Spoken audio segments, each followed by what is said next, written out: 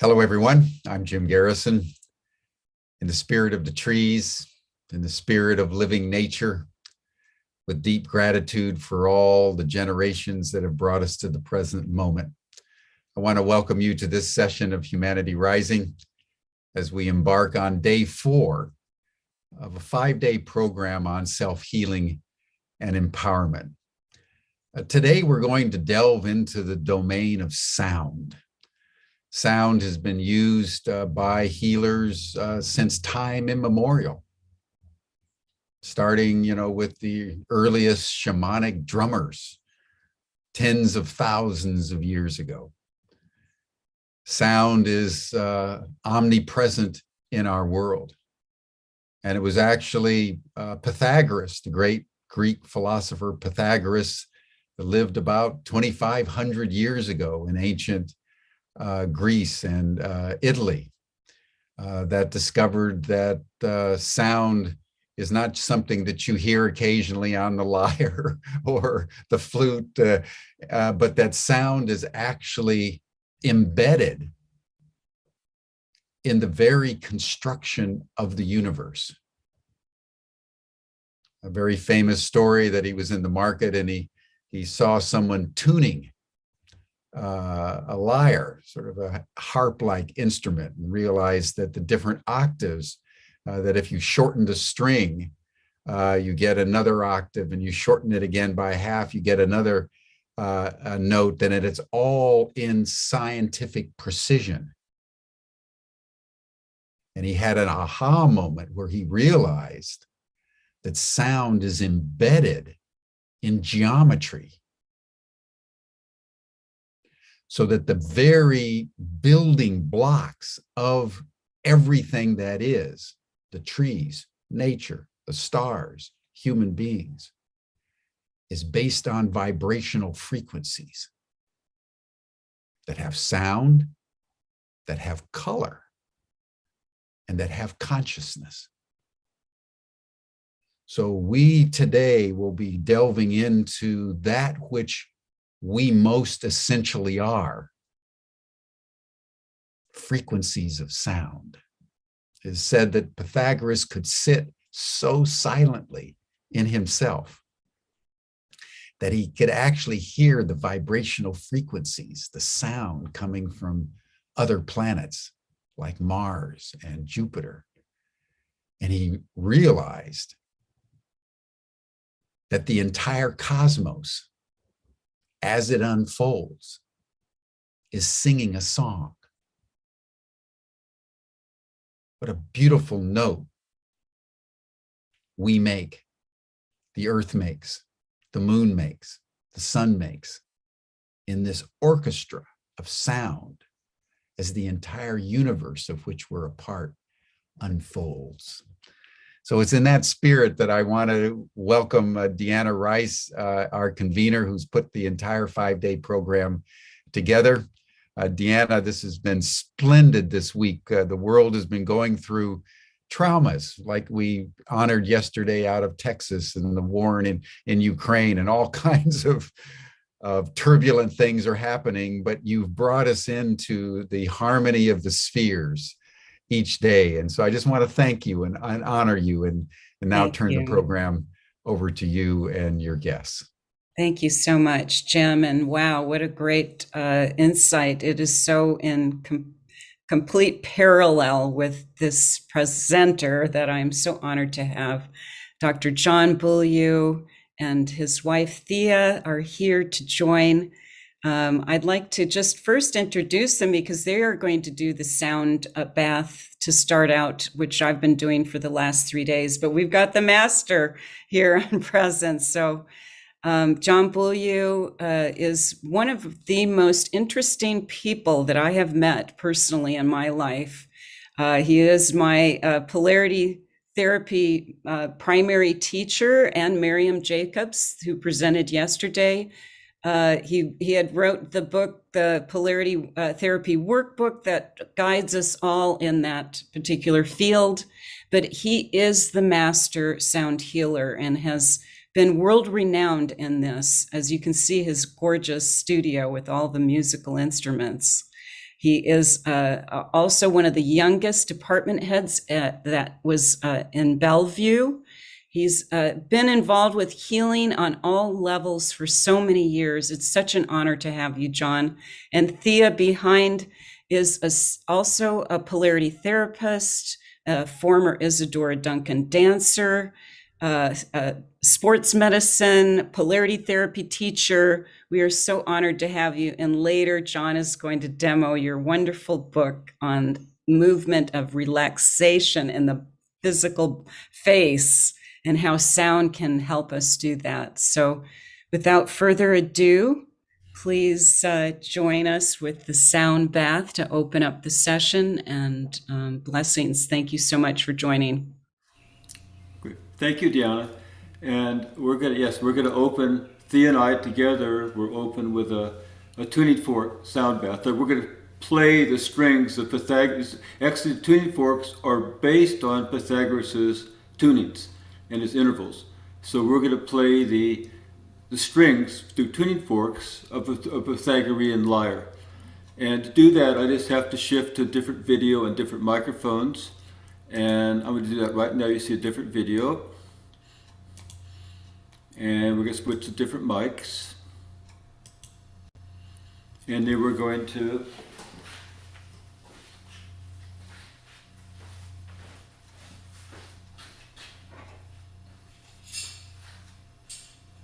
with the intention of playing this for the whole world. I like to say we like to tune the world. It's for you, it's for everybody, and all of us are vibrational, and all of us, when we're incoherent, we send that vibration to everybody around you. So our goal is to tune the world through every individual.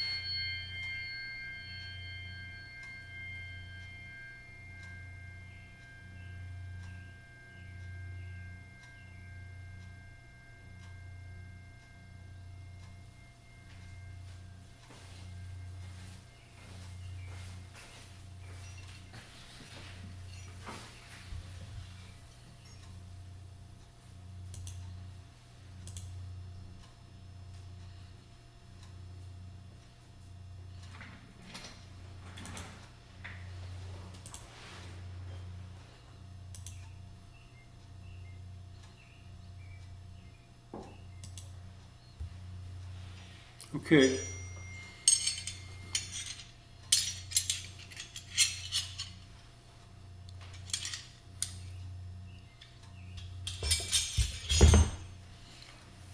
And, oops. Deanna, are you there? Yes, What happened to Deanna? There right she is. here. Hi, Deanna.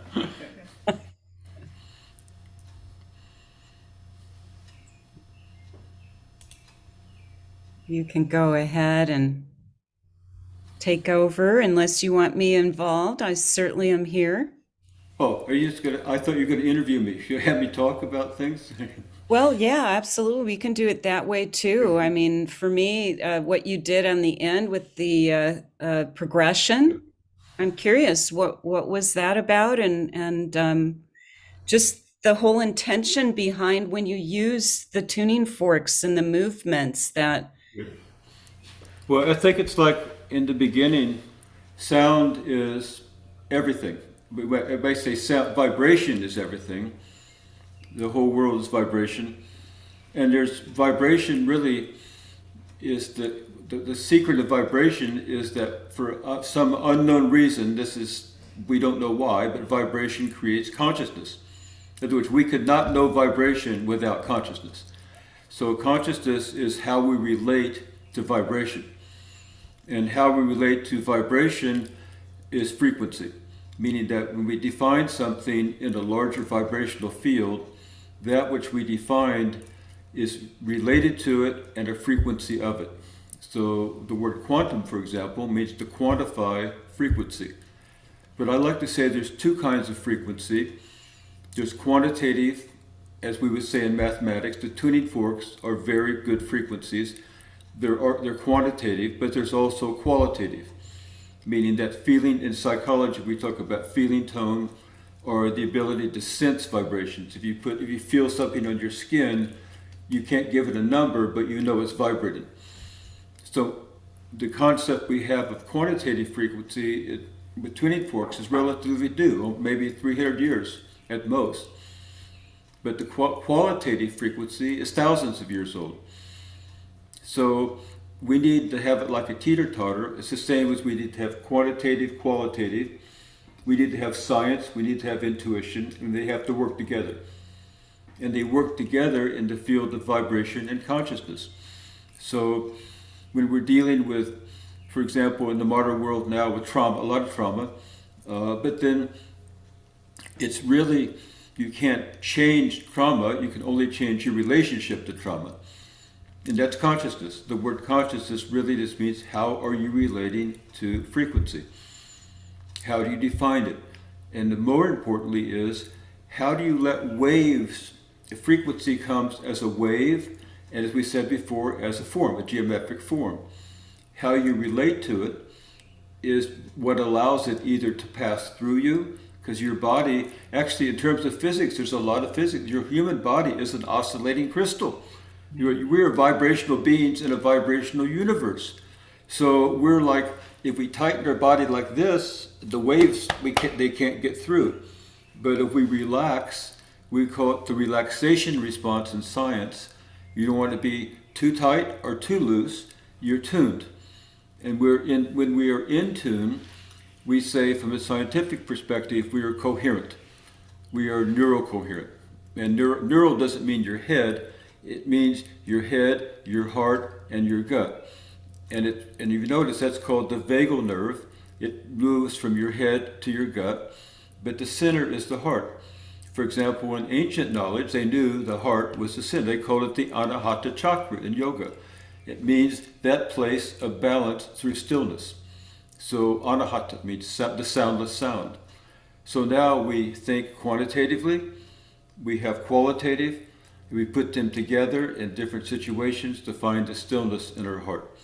So when the frequencies are coming as experiences, I mean, as I am trained I'm a doctor, so I've been trained in psychotherapy, I've been trained in body work, I've been trained in naturopathic therapies around the world. I've done residencies at Rudolf Steiner clinics, I've done at Bellevue Psychiatric Hospital, and so on. And the one thing I've learned is that, quite simply, if we're uptight, frequencies become whatever we're viewing, we're not getting accurate feedback from. If we're too like this, we're not getting accurate feedback. But we're in that state of coherent balance. We're able to be with our environment. Frequencies can pass through us like waves. It's like I said, here comes the frequency, and my body just moves with it. I oscillate with it. That's called, in the field of consciousness, that's called resonant coherence. And when you have resonant coherence, everything will lead to stillness. Always leads to stillness and the ability to adapt to more and more frequencies. That's why I say we are frequency-seeking human beings. The more frequencies we can move with, the more we can adapt to, the better off we're going to be. And one person's trauma, we have to remember, could be another person's good time.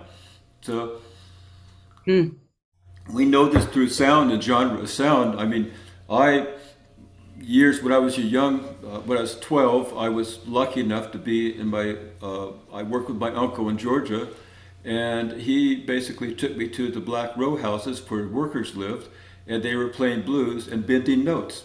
Well, I was trained in classical music, so I never heard bent notes. This is like, I have to say my age here, but this is like 1962, 61. I never heard any notes being bent, and I heard the guitars and the harmonicas. And my uncle was a harmonica player, but not more country western. But I went and started bending notes on the harmonica. We didn't have pitch wheels, any electronic instruments then. And I went home and I started bending notes for my mother and father, and they thought I was the devil. What are you doing? It's horrible. My ears are hurting. And now, of course, all the kids have little pitch wheels, and they're letting more and more frequencies come through, right? So the notes bending was a trauma for my parents, but it was great for me. So it's how we relate to that makes it traumatic or not traumatic. Right. Yeah, in the field of somatic psychology, and one of the things I teach a lot in polarity therapy and in counseling, it's that you say, instead of focus on thoughts and emotions of the story, you could use the story to say, what sensations am I feeling in my body right now? You learn to meditate mindfully on that which seems to be traumatic, and then after a while, it's just vibration. And it's vibration that passes through your body. You don't change the situation, the event, but you change the ability to coherently relate to it. Beautiful. So that's the best that we can do. Then who has control? We have control. You have control. That's the best we can do. We can control that which we're relating to vibrationally, to allow it to move through us. We want to be very clear that vibration doesn't care about you. I mean, basically, we were doing polarity therapy. I tell people, if you're standing on a cliff and you jump off and you say to the earth element, I changed my mind, the earth element doesn't care. Yeah, right. No, you're no matter what, no matter what you changed up here, you didn't change it. Your body is gonna. But if you have a good relationship when you hit, at least you exit correctly. Ready to ascend. Ready to ascend quickly rather than fighting. I want my way. I want my way. Right. And I said earlier, I've been involved in healing arts for over 50 years. I've seen lots of trauma. I've worked with thousands of veterans of World War II, the Vietnam War, every war since, it's just crazy. Korean War. I worked with refugees from Syria, from Ukraine. It goes on and on. No matter what it seems, there's another war, there's another thing going on. I've worked with abuse, I've worked with, you name it. I think I worked with the police department to work with rape victims and so on. No matter what, there's always something, right? And all of us have traumas that are really little and really big. And if you have any thought in your mind you'll ever escape challenges in your life, I've never met anybody that did. I've been all over India. I've met plenty of gurus. I've heard the word enlightenment. To me, it's become a verb. We're enlightening all the time. And to enlighten, we need to have challenges that we meet to burn for fuel to become lighter. And I think that it's just how it is. I prefer people have gentler challenges than having to get blown up or something like that. And I prefer people not have to fight, but I preferred that my whole life, and they're still doing it. So, and if I had the answer to that, boy, would I be telling everybody. But my way of approaching it has been through either balancing the body and balancing the mind and using sound as one of the primary tools, sound, colors, crystals, as well as touch, to do that, so that people can come into a state of coherence. And my idea of a state of coherence is that it's probably the most boring thing in the world. In other words, you walk, I'm in tune, I'm in tune.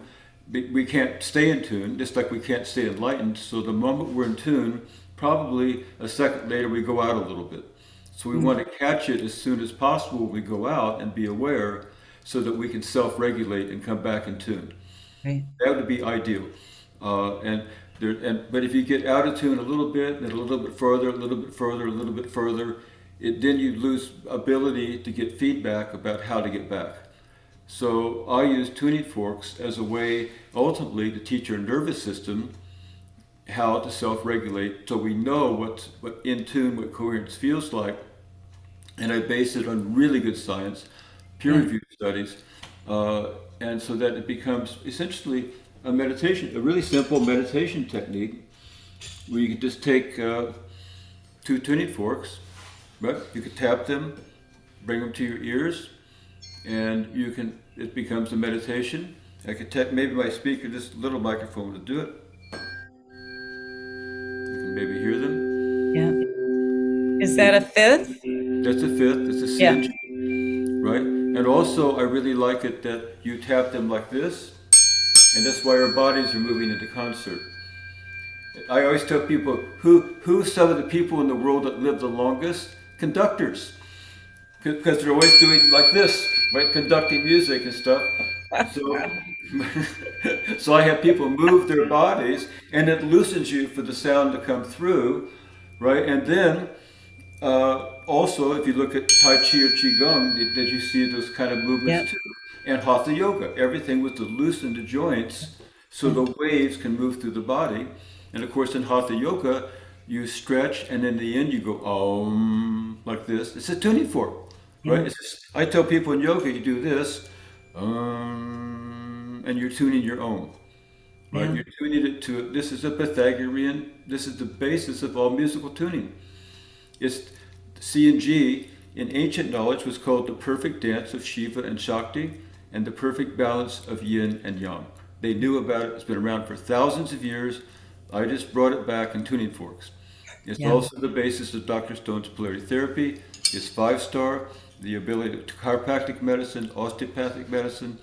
Too high is, in other words, like that, and so there's people walking around there, people, there's people, and there's people. Yeah, and the vibration that's moving on our planet right now, everybody is just so overwhelmed with so many hits on every direction. Turn the news on. Yeah, right. The news. I mean, it's just an assault every day, and to keep the tune and also our center, where, I mean, can you talk a little bit about the ultrasonic core and what that is, and how to invigorate it and keep it whole and strong? But the only thing you can control is your coherence. You can control. I want things you can control, right? So if you watch television, it's guaranteed, especially if you watch the news. It's called your vagal nervous. The vagus nerve we talked about from here down to here is called your social nervous system. It's primary, and in fact, in medicine, they're making vagal nerve stimulators. You cut here, you put in a little vibrational device, and if you start to go out of tune, it goes blah, blah, like the tuning forks, but it's a little more.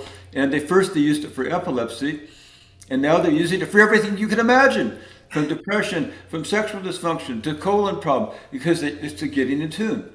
but God forbid that one, and the new studies out of Harvard show if you just meditate 10 minutes a day, 10 minutes a day, you're going to have more coherence, you're going to have better everything will improve in your life. And so I basically have taken the approach ultimately that the one thing we can control in the world is ourselves. And if I look, I was just in Europe. I saw Ukraine refugees. I felt the energy. I know what's going on. I've been there also for Chernobyl. I knew, when they plowed under the crops. I see the people, everything looks normal, but underneath it's like this. It's just hard. It's hard for us to grasp. It's the same thing now with the school shooting. It's like every time I look at it, I go like this. Right? When I go like that, the question is, can I control getting back here? If I don't have control, I'm going to go further and further and further. And I could work on all the external things I want to make the world better, but if I'm like this, I don't get accurate feedback about what's working, what's not working.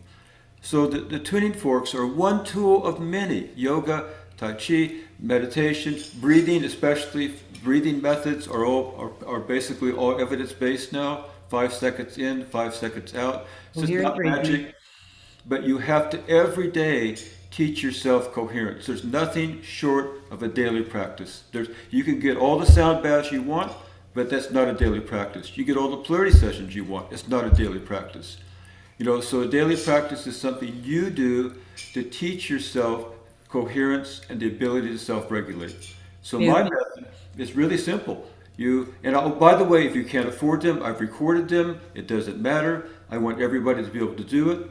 But the C and the G are biosonic forks. You just tap on your knees, and I stand up to see if it shows. I tap them on a knee, like that, and they'll ring. You can tap them on your shoes. You can tap them on anything that's hard rubber. An apple. Apples work best. Tap them on apples. Or the one minute, just take it like this. Bring them like so. And they'll ring for at least a minute and a half, 2 minutes. You can move them around you. You can tap them and move your body. But all it takes is 2 minutes in the morning and 2 minutes at night. You tune yourself. That's a daily practice. And as long as it's consistent, your body begins to remember the tuning. In other words, all this is doing is reminding you of who you really are when you're coherent. And when you go out of tune, you'll get quicker feedback, and you have developed methods to bring yourself back into tune. But if you have the idea that it need to be in tune forever, and these methods are forever, they're not. They're just to help you get back. So you go out, the same thing happens when I fly to Europe. When I fly the airplane to Europe, that airplane's on course only about maybe 2 minutes out of the whole trip. So the rest of the time is going off course, and it self-regulates. Going off course, it self-regulates. Can you imagine if it starts going off course and the pilot says to the co-pilot, can you make that correction? He says, no, I like this course, And, well, please make it. No, I can't. I like this way better. You're right. Well, we are the arbiters of our health. And we have to be able to have the toolbox, and that's what my intention was to share this week, of how we can take what's in our toolbox to self-regulate and take charge of your health. And the practice is so important. The practice every day, building that toolbox every day. This is my methodology. And isn't that Eastern on some level? They recognize that you just have to practice. And the Western mind is like self, I just want something here really quick. And so this is so important to really spread this message of practice, daily practice. And can you talk a little bit about the still points? Yeah. And the ascension on that still point once you do practice and get centered, and what that means to you in your nervous system. Well, the poet T.S. Eliot said, at still point, there the dance is, right? Neither arrest nor movement. right? And still point is also, we could say it's neutral in a way. Dr. Sutherland, that found our cranial work, just called it neutral. There's many names, but when we're still, it's really like the vortex of a whirlpool. It's the middle of the vortex. It's stillness. And in that stillness, we have the ability to shift. Like in a car, if a car is neutral, it has gears and a clutch. When you press it in and you don't have neutral, you can't shift from one gear to the other. So stillness gives us the ability to shift frequencies. It gives us ability to be flexible and to be able to move in different directions when we have coherence. And it gives us the ability to say, we're moving towards our vision. I need to talk faster, slower, louder, softer. We can adjust to different situations to express ourselves to other beings, animals, and so on. We need stillness. And just so you know, when I was younger, I remember my father, when I learned to meditate when I was 19, right? Maybe 20, somewhere there. And I had done before that, of course, as the hippie generation, so I had my ability to do psychedelics, which, by the way, are back. And I'm consulting with doctors at Johns Hopkins about use of psychedelics in sound now. But basically, I immediately, as I learned meditation, I stopped all drugs. And I just wanted that stillness inside. I just sit. I remember I was on my bed meditating at home, and my father came in and says, "What are you doing?" And I said, "I'm meditating." He said, "What is that good for?" I said, "I don't know, nothing." So stillness, nothing's kind of a word for really good stillness, right? But you're a teenager, and my father flipped, nothing, how can you do nothing? In other words, he went into non-stillness, right? You need to go to school, you need to become this, da, da, da, da, da, da, da, da. He listed all the things I needed to do. And then he took me to the family doctor. And he said to the family doctor, what is wrong with this boy? He sits and he meditates. He just sits and he does this thing he calls meditation. He needs to go to school and this and that. And the doctor wanted to agree with my father. He says, well, it's okay to do that, but you better, there's no science for it. Go back to school. And Right. So, and that was 1968 or something like that. Now we have all the science. If I waited for all the science, good gosh. So that's what I mean. We need to we have to have the science with common sense, and now, as you say, in our Western society, if anything goes wrong, we run to get a pill, right? And versus practicing on ourselves and learning how to deal with ourselves. And that's one of the reasons I became what I do. I just said, I don't want to be dependent on pills all the time. I learned it early on. I'm not against pills, but when they're used in the proper way, but now they're being used like meditation. You don't need a practice, you need a pill. If I have anxiety, get a pill. If I have depression, get a pill. All the psychiatrists now really just prescribe pills.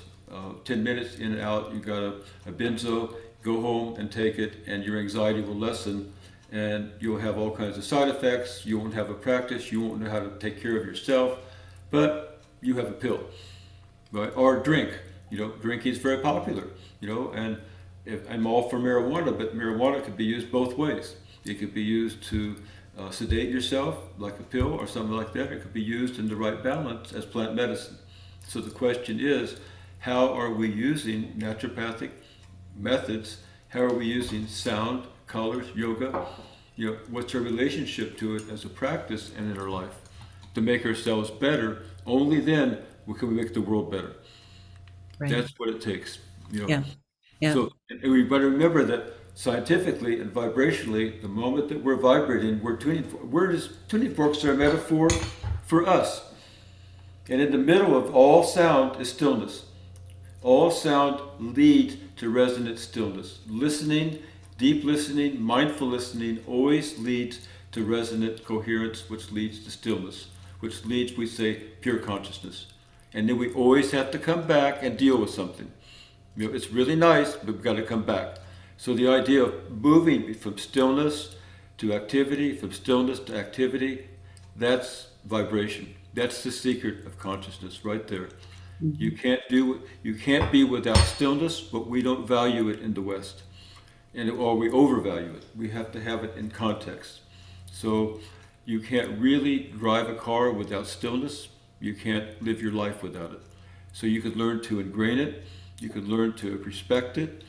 And then when something comes that you need to change or do something, you do it more easily. And we would call that wellness. You know, that's, you're not dependent upon external forces. Your body will self-regulate. Your brain will create chemicals. Your brain is nature's drugstore. So all those things you need for that situation, your brain will manufacture it because that's what a coherent brain does.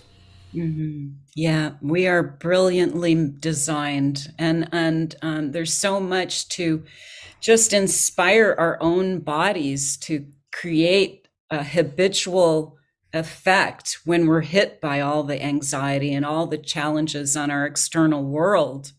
So the heart is a fascinating research tool that a lot of people talk about, the vibrational electromagnetic field of our hearts. And That's it. maybe if you could share a little bit about that and stimulating the heart coherence for living in our crazy world right now. Well, that's it requires all three. In other words, there's the head, the heart, and the gut, and you think of them as a Yeah, teeter-totter, with the heart being the fulcrum. right. And Yeah, when one's off, or the others. Like for example, we can criticize medicine for being too much in the head. Science. We criticize science for being. If you like, for example, with COVID, when they said we're going to let science run everything, I got really upset. And I'm a scientist. I know that scientists running everything is not a good idea. yeah, If they said, okay, think if they said all the intuitives in the world are going to run everything. I don't like that either. right. Right? But I like them both balanced, and it's in that balance. And every situation is different, right? A little more science, a little more coherence, a little more logic, less logic. Every situation requires something different to bring the balance, and the balance is always continual. So therefore, we're constantly finding the stillness, and then it leaves. Like say, enlightenment for a day and gone. It's like, I used to tell, we know this in the 60s. I'm enlightened, I'm not, I'm enlightened. So everybody's enlightened for at least a few seconds a day, right? But we want to take that and expand it. We want to expand it, expand it, expand it, so that when stillness comes and we come into our heart, and that little voice whispers in the whirlpool kind of cerebral spinal fluid and blood circulating, it says, this is where this is your home. And no matter what happens, you have a way back. No matter what happens, you can find your way back. Beautiful. That's it. And so all the veterans I work with, everybody I've worked with, I know the stories. And by the way, I want to say for certain traumas and stuff, you do need professional help.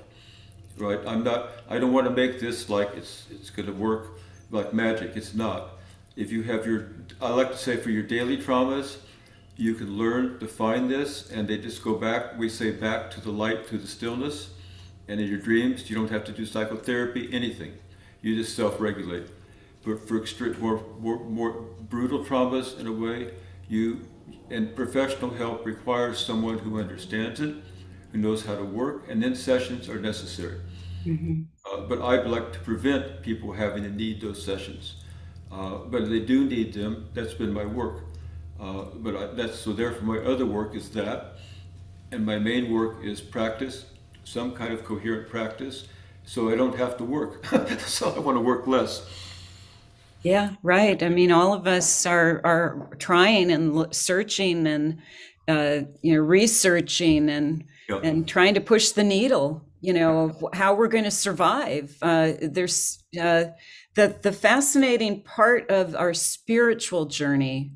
That's what can you talk a little bit about how is the spirit involved in all of this as far as the movement forward? That is our spirit. Ultimately, it is everything, regardless of how you frame it, is a spiritual journey. Everything. We're in a journey through a vibrational field with trillions, infinite number of vibrations that want to pass through us. And this is the basis of the quest for the Holy Grail, basically, and the different colored nights and so on. But when we come into a quest and the vibration passes through us, the Grail Castle appears. We drink from the Grail. And wake up the next morning and the Grail Castle's gone and it's back to another quest. But that quest is not out, it's inside of ourselves anatomically, and it's outside of ourselves in terms of the stories we tell. So therefore, we tell stories about our life. We tell stories about our journey. But underneath all those journeys, all those stories is vibration and frequency and the ability to meet it. And you could describe it, like for instance, I could take the tuning forks and have somebody listen and say, describe that. They have exactly the same frequencies, but they can have 1,000 different stories. Right. Yeah, and those stories, but underneath those stories are these frequencies.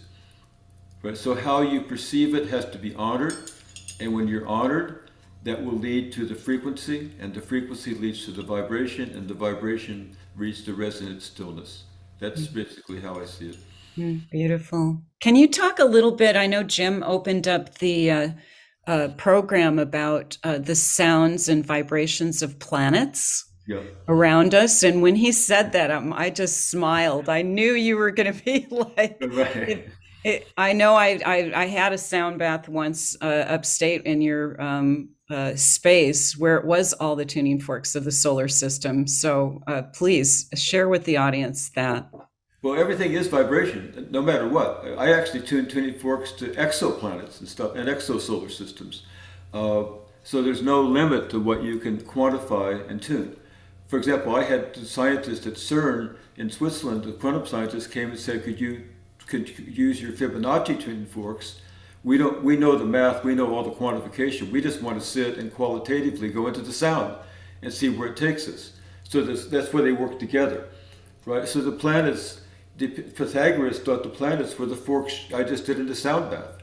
He said he thought those were the forks. Kepler came along and said, well, yes, they are sometimes, but sometimes they're not. So then NASA came along and said all planets are vibrating, and they actually have recordings of the planets on their website. And I actually make tuning forks for people in NASA and, for the frequencies they want for different planets. So you can actually take Venus, the rotation. It's kind of like a kid with a thing you're twirling, and it makes this sound constantly. Mars is making a rotational sound. Anything that rotates systematically and it was making a sound. So you take that and you translate it from days into seconds, and you make cycles per second, and now it's a sound. So I've made all the planets as tuning forks that you can meditate with, that you can do sound baths with. I've made exoplanets. It goes on and on and on. But What's an exoplanet? Well, a planet that I look at the Voyagers and so on. They're discovering different solar systems, and they find planets that might have life, and they publish it. And I take that, and they publish they know all the times of the rotations of the planets in that solar system around their sun. So I can take those numbers and make tuning forks. And I actually recorded, all these things are recorded. If you look at my name at Bandcamp, you can listen to all these things anytime you want. It's all free, everything's free. And if you don't have the tuning forks, you can go to my Bandcamp, and it's all recorded for you to listen to. So either way, it's fine. So if you want to listen to the exoplanets, Fibonacci series, I have as you can see, this is a few of my tuning forks behind me. I have over 3,000 tuning forks I've worked with, so at different tunings, but I only release a few for healing, and the rest I record and let people listen to them that way. Beautiful, wonderful. Some of them are 50, I got 50 different asteroid recordings. It goes on and on and on and on. 50 years of Ding, ding. ding, ding, wah, a frequencies moving through me. So I'm either a therapist and a doctor, or I'm a crazy artist. I don't know which one. I balance them all the time. Well, meeting you has been a absolute chapter change in my life. Certainly with the polarity model, but also the dream work also that you do. Can you share a little bit about dreams? Well, behind me, if you see the sort of the black box, that's a dream synthesizer.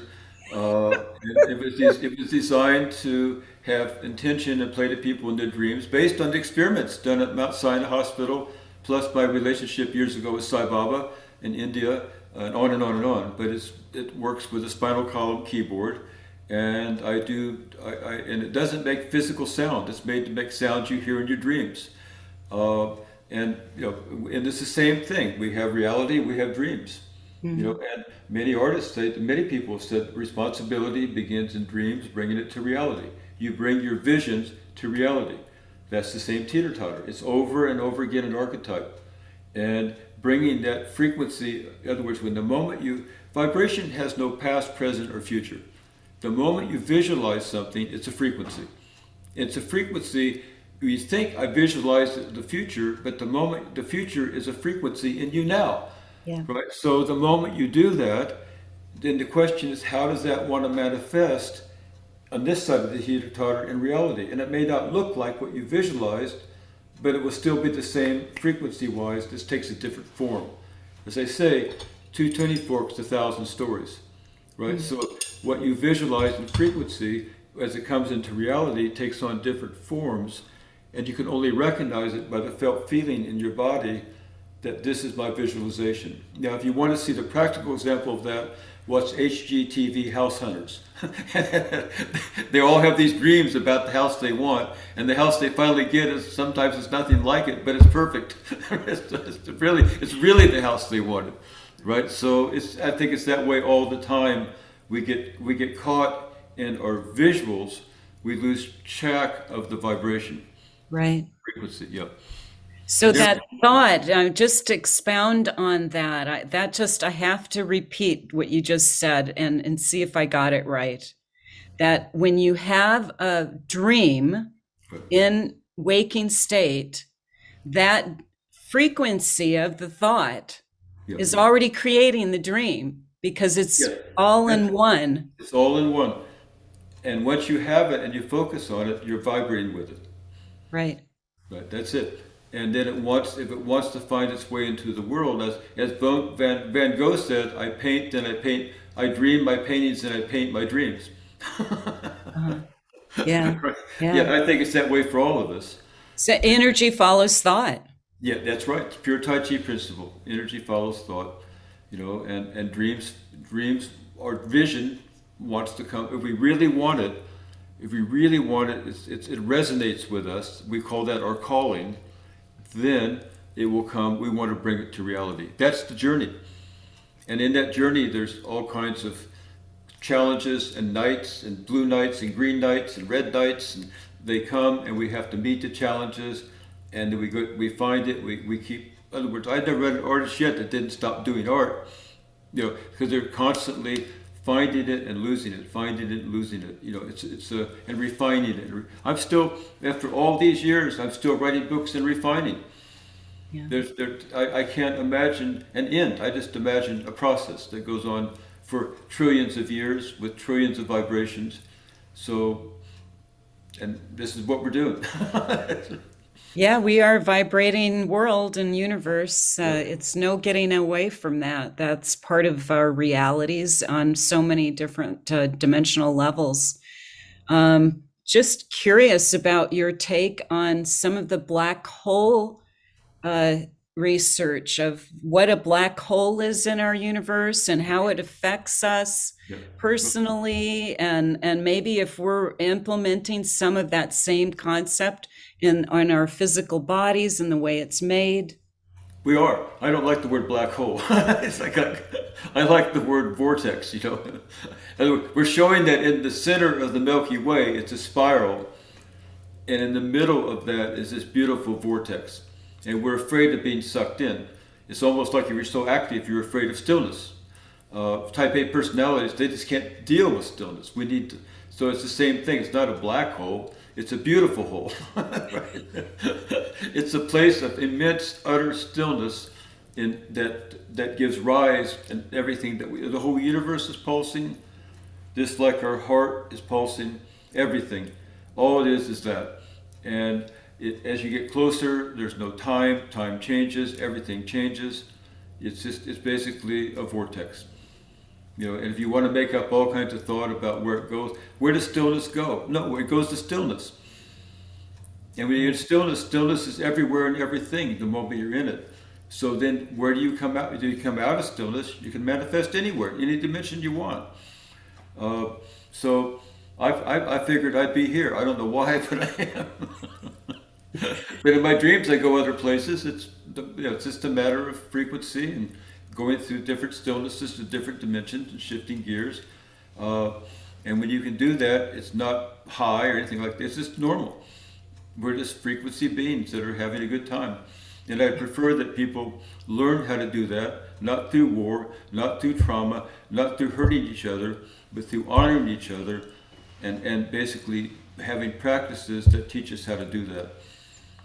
Do you think actually, John, there will ever be the 1,000 years of peace in a sacred text? I mean, is it always the Hermetic principle of law of contrast that with deep despair, there is only the contrast of then, enlightenment or... But, I don't know. I'm all for 1,000 years. And also, I could just say that in my experience, I've been in states of consciousness that you transcend time. So what's 1,000 years? I mean, right now, I actually tell people when they're feeling pulses, like in cranial work, for example, I want you to feel a pulse that's 5,000 years expanding, 5,000 years contracting, and you have 10 seconds to do that. I love it. Yeah. So basically, the time as we define it doesn't exist in vibrational field. So the moment you're in still point, there is no time. And you can come out and you're not bound by, that's why it feels like when you're in a place of peace, it feels like forever. And we're not bound by time. We make up time. We make rules for time. We make frequent quantitative time. But the Indians never did that. A lot of people never did. In India, a lot of musicians I work with have no concept of it. They just go on, just listen to sound and go off forever. It can be either A, you have no boundaries in the West, right? No time sense. It's just a matter of what culture you're in and how they view time. Yeah, absolutely. I'm so fascinated by your journey. There's so much to ask you, but this is a question that maybe you can expound on. If all of the things that you've been expressing and interacting with, what surprised you the most? Is there something that surprised you on your journey that then changed your trajectory or had some effect that Well, I think what surprised me the most was years ago when and this is for everybody, because when you're on your journey, you're the most vulnerable you could be. You have to realize that. I like to tell people there's a book called, in psychiatry, called I Never Promised You a Rose Garden. And we're very naive. It's like in the Holy Grail, Parsifal is naive. He comes from nowhere in a way, the forest, he doesn't know what to expect. We're all naive. But we start on our journey and we expect, wow, everybody should come and love us, And years ago, when I started writing, I wrote for a magazine in New York called avant-garde music magazine called Ear. I was asked to do an issue on music and sound and the healing arts. And many of the avant-garde composers turned against me. That they literally they said, you can't have this, it's not part of, we don't want to be involved with it, it's not part of music, and then another group was all for me. So it divided like this. There was a struggle, and the editors wanted it, the paper people wanted it. It goes on and on and on, this kind of a war almost. But in the middle my heart was hurting. How did they not see that I'm a musician and I'm a healer and I want to do this? How do these people see it? These people don't see it. It hurt. And then the issue came out and it outsold every issue of Ear magazine 3 times over. This was 1976. Can you imagine? 77. 3 times over, every issue it outsold. And then all the people that said I shouldn't do it said this proved it. And I said, what do you mean? They said, because anything that sells that many issues can't be good. And then but I kept going. I couldn't stop because I needed to embody they were my teachers, those other people. I needed to embody that relationship with them in order to proceed with my work. They were helping me. They were giving me energy. If they walked away from me, they were giving me energy. I just didn't like the package, right? And then later, now all these years later, every one of those composers and musicians has either A, come to me for sessions, or B, apologize to me. Every one of them, not one is left out. So to me, sometimes that thing that most shocked me was hurtful, and that the thing that was most hurtful was the most growing thing I've ever had in my life. It made me commit more to what I'm doing now. Yeah. And I've had that happen over and over again, but less and less, because I have a better relationship and it doesn't hurt. Right? I've learned, but my relationship needed to be, they helped me develop that relationship I needed to follow my vision. Right. Beautiful. Wonderful. Thank you for sharing that story. Wow. There's so much to really cover. And I think the most important for the audience is, how do we really, in this day and age, recover? You shared a lot about it. I'm fascinated by your work with still points. Can you share a little bit more about that ascension process? Well, I call Ascension process the 7 levels of a still point, right? And it's basically just a process that's been around for a long time, and that it's like each level there's a different perception, right? So one is you go from this is reality, the next one is dreams, the next one is what different healers call your inner voice that's speaking inside of you and telling you, that's more your intuitive inner voice. And as you rise up, you begin to see just different ways that life could be put together. Now, of course, now we're starting to use psychedelics again, and what that does is, all a psychedelic does is what sound does, or touch, or anything like that. It takes us out of what we call our default mode network. That's the place that we go. That's our most secure place in a way. It's good, but if we're trapped in there, it's not good. So it takes us out of our understanding of normal reality, and then we begin to make new networks, new possibilities in our life. And as we put those together, those have to be put together, and that's what Ascension is. We're constantly seeing, I understand dreams, I understand my inner voice, I understand movement and feeling, right? And there comes a point where all of a sudden you just say, I'm into movement, I'm into field, I'm no longer bound by physical, I'm no longer bound by my dreams, I'm no longer bound by my inner voice, I'm no longer bound by colors and things moving. I can let go, I can surrender at this point all of that, and what's left? Stillness. This stillness. You have to surrender all of those levels in order to come to what we would call the ultimate still point. And every one of those levels in surrendering requires a still point. So there's still points within still points within still points, until there's eventually stillness, this stillness forever. And then stillness forever, we call that the philosopher's stone in alchemy. Dr. Stone called it Gaion. There's different names for it. Mm-hmm. And the moment we're there forever, and yet we still come back to be here. So it pulses like this, and we miss it, and we want to get back, and that's what we practice coherence for, because that's what brings us to the seed that we can rise back up again. It's a constant process of ascension and descension in a way. Right.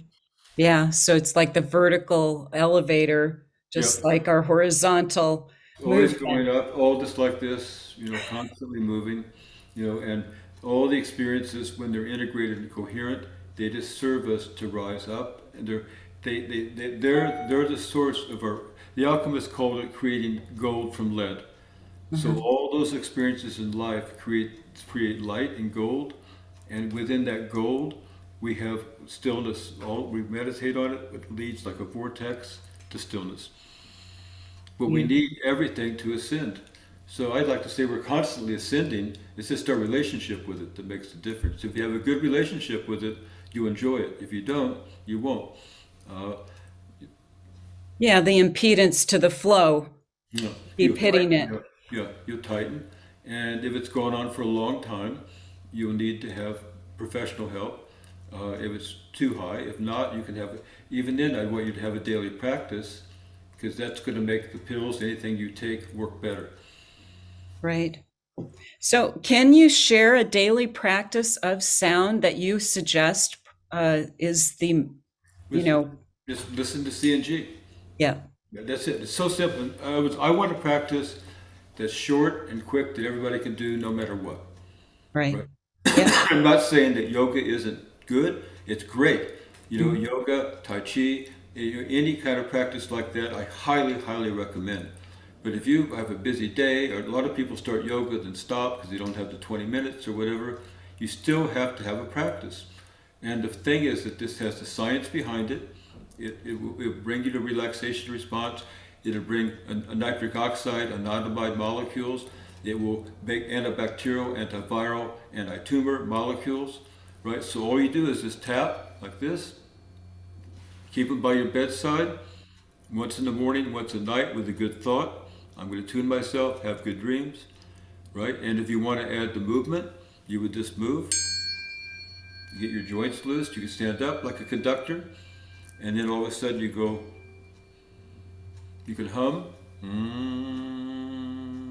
but no more than 2 minutes. That's it, morning and night. And then if you've hummed a little bit, maybe in the day you start feeling yourself go out of tune, you just stop and you remember, Mhm. and you could use your humming to remember. And then you learn how to self-regulate. But you can only do that, it's kind of like putting money in the bank every time you do it, right? Right. You know, and that gives you the ability to know I'm incoherent, I'm going to come to coherence versus I'm incoherent, let me drink some beer and alcohol or take a pill in order, and I'll feel better. You'll Mhm. feel better when your body's making anandamide, which means the molecules of bliss, and dopamine, which makes you feel better. But your body makes it, not something you're doing like that. Right. Right. Yeah. Just stimulating our amazing body's design. Absolutely, it knows what to do, and Yeah. you learn how to do it. In other words, you learned how to self-medicate through natural means. Yeah. And Yeah. that's called naturopathic medicine. Right. Yeah.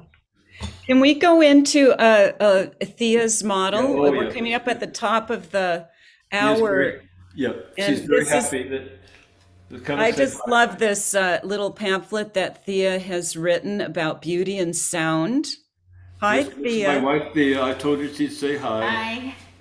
She doesn't like to I talk. love your book, and I've been using it since 2019 when I saw you at the Polarity Conference. Oh, Thank good. No you. wonder you look so beautiful. Thank you. So it's with this beautiful tuning fork that's called an auto tuner. It has a little foot on the bottom, Rose quartz for beauty. rose Like, quartz for beauty. yeah. So can you do a little demo of it? Yeah, I'll do it for Thea. She's Okay. getting me some water and Yeah. Here. uh, Oh, you have it. You have the rose quartz. water. Oh, what? So I have it. The foot looks a little different, but it's rose quartz, and this is the one. If you get the foot, it'll look like this, right? So we have a couple styles, but this is the one, rose quartz, and basically, I like to tell people that your face, if you look at something and you're stressed out, you can see this and this, but when you look at the face, you see it the most.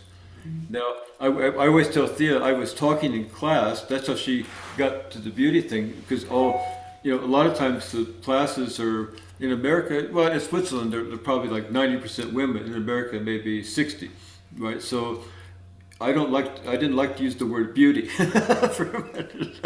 I was afraid to use it, but I talk about the face, and we have nerves that come. The vagus nerve is doing this, but where they go in your brainstem, the nerves in your face go exactly where they're where their vagal extension, their cranial nerves, and so when you tighten your face, it's an indicator of this is all tight too, all the way down.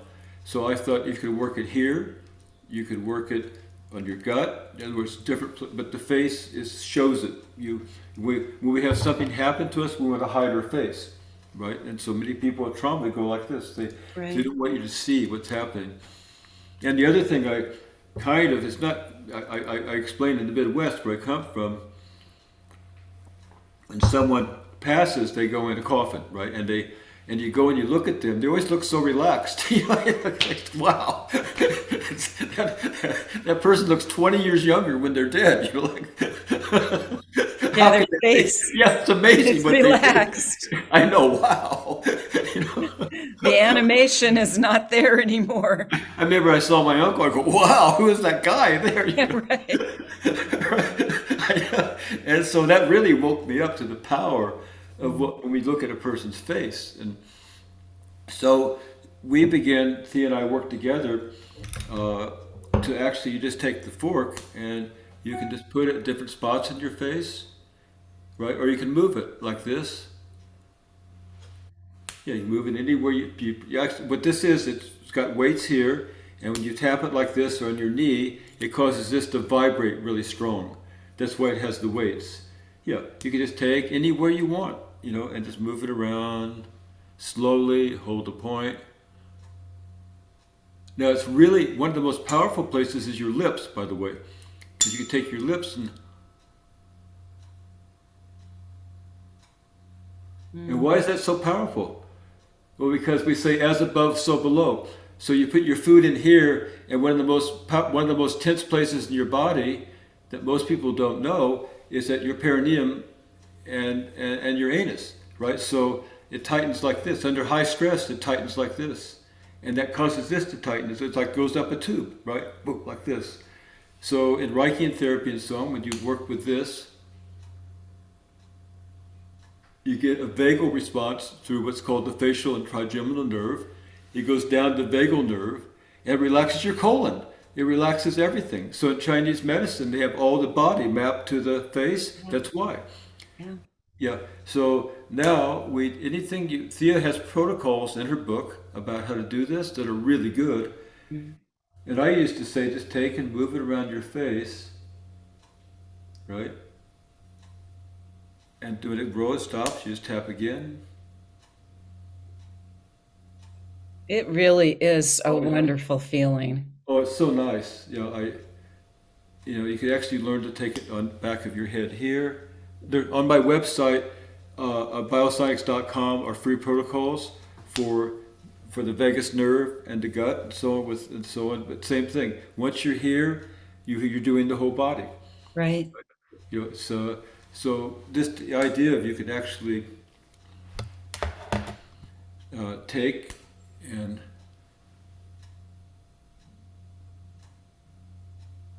Can you talk a little bit about the elements that we're touching on here?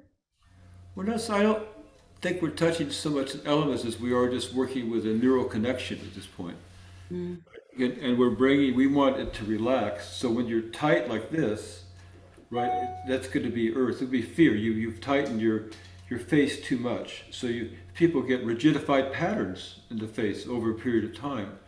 And I look at people, by the way, I'm almost 75 years old now. And I look at people that are my age, and sometimes I think they're 175 because they're like this, they're like that. They get, because they've not had any practice. They've not had any practices to help them become more coherent and to have a relaxation response in their life. So when they look at, I'd love to do a research where I have people watching the news and looking at their face, because you're going to see like this, like this, like this, and then it tightens and they don't know how to untighten it. Right? That's what we want. We're going to teach people it's okay to get tight, but can you untighten? Right? It's okay to get wound up, but can you unwind? Right? That's really the question. And the face is such a great indicator of that. And when you relax your face, if I put it in different terms, you become more beautiful. That's it. That's the secret of beauty. And if you want to do your creams and stuff, that's okay. Slide it over there. All those things help. But ultimately, if they don't relax these nerves, it's just not going to really help. Yeah. So this is what Thea's work is now. and she does beautiful protocols in her book and talks about beauty. And just so you know, I'm becoming more convinced because for the first time in my life, she took me to get a pedicure. I'm 74 and a half. I've never had one in my whole life. I'm from Indiana. Us boys don't grow up and do pedicures. Great. And- You know, it's soothing, right? You have to Oh, I self-soothe. said, I said, well, I can't believe I went 74 and a half years and never had a pedicure. It's the same. It's almost like they do it on the feet, but it's the same thing as the face in a way, right? And it affects the whole body. And I came out of there and I just saw everything. I looked different, Relaxed. relaxed, but we call relaxation response. Right. 'Cause if you're over relaxed, your face droops. That's true. Relaxation It's response. that right face, and you see, you actually now are looking at that person who they are. They're tuned, they're coherent, they're tuned, right? And all of a sudden, it's almost like you're looking into a vortex of beauty, right? And that's one way to express it, and I think it's accurate. So it's good for men, it's good for women. I think I've had a hard time coming to the men part, but I'm here. I have arrived. You go, Guy. And grew thank it. you, Thea. It's that masculine and feminine balance. I might go to Indiana and tell everybody I might get shot. I don't know, but you never know about that place. But I would go back and I'd be fine talking about it. I know you would. Well, that's beautiful. Thank you, Thea. I love your work. Thank you. I'd like to invite Jim back. I think we're almost coming into, some Q&A.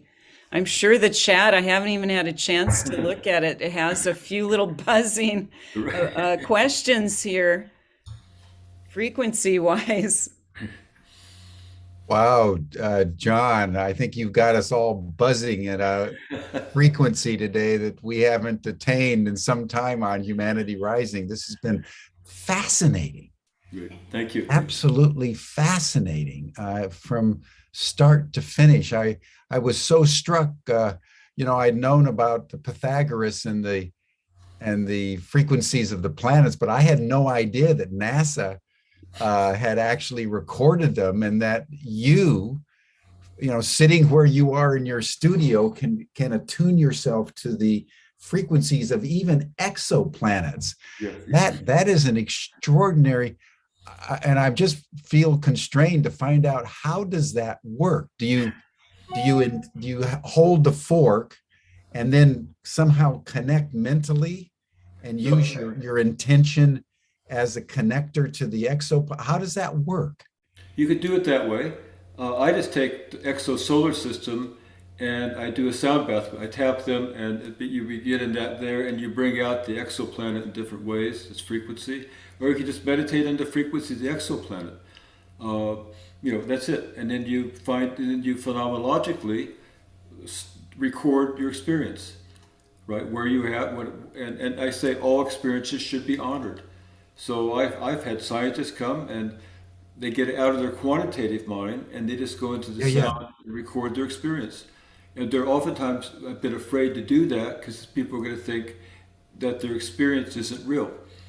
But I say your experience is your real experience of a frequency. It's a qualitative frequency, your experience. Right. And you need to have both. And I think more and more, and I'm a scientist and I'm an artist, so I think that I understood this I like to say I'm a hybrid person. I understood this my whole life. It's taken me years. You're a Renaissance man. Yeah, but it's taken years to embody it in a way. Yeah, but I've embodied it at a whole new level, especially now with the understanding the research that's coming out in psychedelics and quantum and coherence and default mode network. In other words, the science helps if it's done right. It will verify the qualitative and they work together. So it's all of a sudden my science self and my art self have really merged at a deeper level. Right. And I'm so happy about it, so that could help people more. Yeah. Now, one of the questions that was coming up is the difference of modalities. Like, for example, there's tuning forks, there's singing bowls. They're all behind me. And are they all basically the same thing? Yeah. They just come into the vibration or the frequency through different means, but it's That's You could correct. use a singing bowl or a tuning fork for the same purposes. That's correct. I agree with that 100%. Except also want to say each instrument has its personality and has its advantages and disadvantages. Uh-huh. For example, at 74 years old, you see some of my crystal bowls there back there. They weigh so much, I would ruin my rotator cuffs to lift them. But I found that if I'm going to work like with Syrian refugees, what I did and stuff, I put these two in my pocket and this one in my pocket. That's the complete system right here. Is And that the you auto said- tuner? Yeah, the auto tuner that I showed in my face and the C and G, what's a complete sound healing system. You don't Right. need more than that's it. Yeah. Right? Everything else is icing on the cake. It brings it out. And that's available on biosonics.com. Yeah, that's available there. It's also, I recorded this too. So that's, remember I said you can get the C and G and stuff for free to listen if you want a recording. But also, I don't think it's any better than crystal bowls or anything like that, except for that it has advantages being lightweight. It's also far less expensive, I can tell you for sure. A gong, for example, people pay more for a gong. You could buy 8,000 of these for somebody, people pay for a gong. And basically, it also is backed up by good science. In other words, I have done peer-reviewed research on this. It's in my books. It's published in journals that are peer-reviewed and respected. I've written articles for all therapists in really highly regarded books and so on. They're technical, but it's also I untechnicalize it too. So, but believe me, I'm a pianist. I play classical music. I have degrees in music also. I love it, but sound is the building block of all genres of music. And so crystal bowls, flutes, didgeridoos, fantastic. It's still going to come down to how you qualitatively use them. Even with all the science on this, you have to still clinically give it to somebody in the right way with the right intention. The science does not make it 100%. 100% is both together. Same with crystal bowls. The crystal bowls may not have the science, but when it's put together, the sound, when you listen and it's put together with the right intention, it's going to do the same thing as far as I'm concerned. Right. Yeah. And then wanted to just make sure I understood your admonition that you only do this twice a day for 2 minutes. So this isn't something that, if you did every hour on the hour, it would help out. Well, the problem with that kind of stuff is that people say they're going to do it, they stop it, then they get depressed because they stopped it. It's like they start judging themselves for not doing it. I want something simple that's easy to repeat. That's all. And then if people want to do more, fine. If they want to go to sound baths, fine. If they want to have a yoga practice, all the better. But the main thing is if you don't, even once a day, just listen, even once a day, as long as it's consistent. But that's it. That's my goal. Because that builds in a daily respect for and honor coherence. That's it. But I could imagine too that if one, like at 10 o'clock in the morning, got upset over a piece of bad news, it would probably be a good idea to use the tuning forks to kind of settle yourself back down. Well, that's why I used to sit around all the time when I had my kids were little at the night and just sit like this in the chair. That's how I learned it, probably. Yeah, no, it will work absolutely. That would be because you have that ability to do it now, but you don't want to make that more important in a daily practice. Yeah, no, I got you. And then 2 other questions. One, I was fascinated by your notion of enlightenment as a verb. Yes. Because we tend to think of it as some state, like the Buddha had this state, and we have to give up everything to get to this state. But speak to us a little bit more about enlightenment as a verb. I think that's a very profound concept. Well, so just so you know, I don't think Buddha ever thought of it as a noun either. It's an ongoing process of discovery, right? Where you discover stillness and it leaves. You discover it and it leaves. You're enlightened and you're not enlightened. You're enlightened, you're not. But you have to have a good relationship with not being enlightened. When you have a good relationship with not being enlightened, you become enlightened. It's like that's. In other words, if you if you think it's a state, you might as well join the cult. That's basically, we have the solution for you. No, there's basically, it's just whatever comes along. If you have the tools to handle it, then you handle it, the vibration moves through, and you return to stillness. And if it goes really fast, right? So here comes the vibration. My shoulder goes up, and 1/1,000,000th of a second later, it's down. You wouldn't even notice it. That would be closer to what we call enlightenment, right? That would be a being. So it's saying, and the yogis even say, all yogis have a drop of ignorance, right? That's the point where you may be going very fast, but they're still becoming unenlightened and enlightened.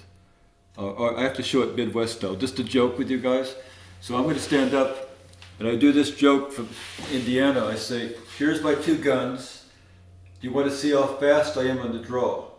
Everybody in class goes like this. I said, you want to see it again?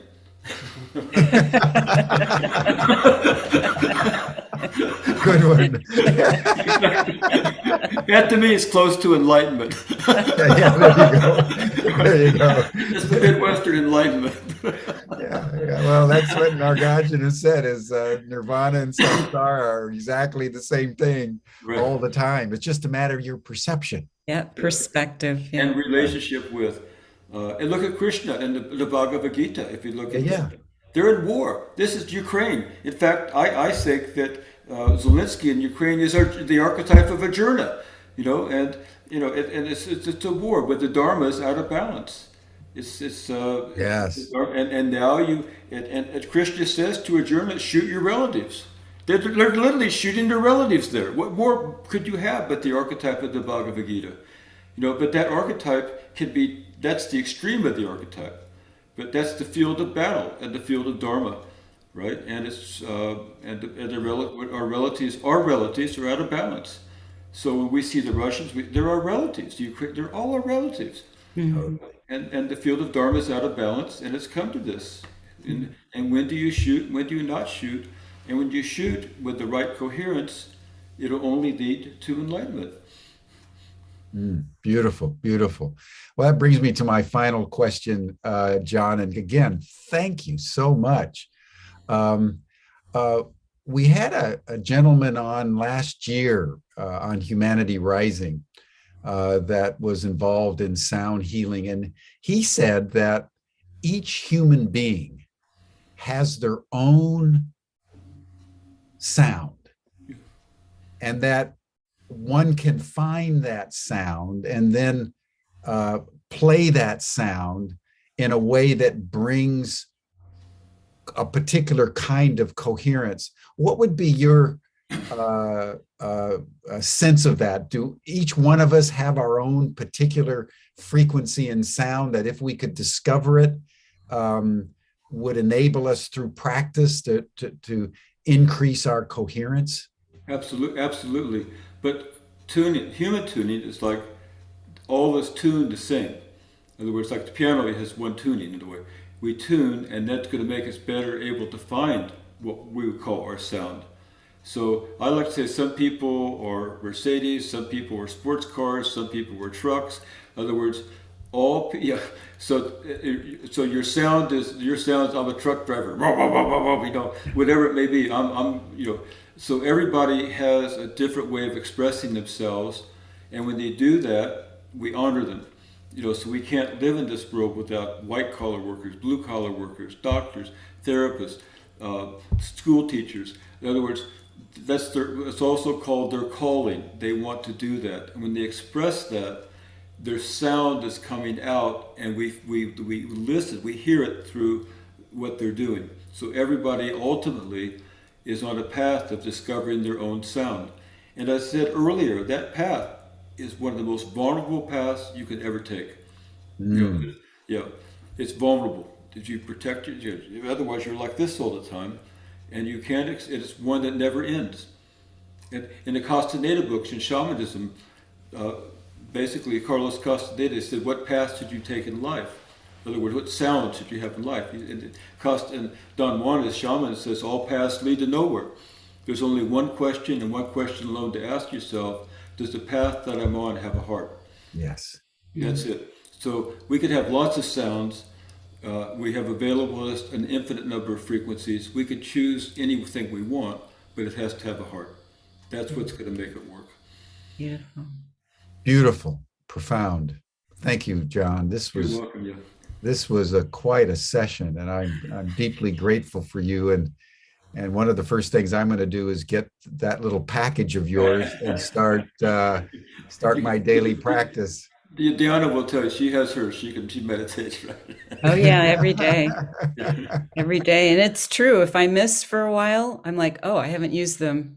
Yeah. I correlate it with imagery work, which is tomorrow. We're going to have two amazing widows, actually, of open focus meditation. Les Femi's widow, which worked a lot with space and creating that, and then imagery from Dr. Jerry Epstein. Oh, nice. Great, very good, doctor. Yeah. Yeah, so we're going to delve more into mental medicine and how the mind can really recover in so many ways with imagination and using our expression artistically. But thank you so much, John.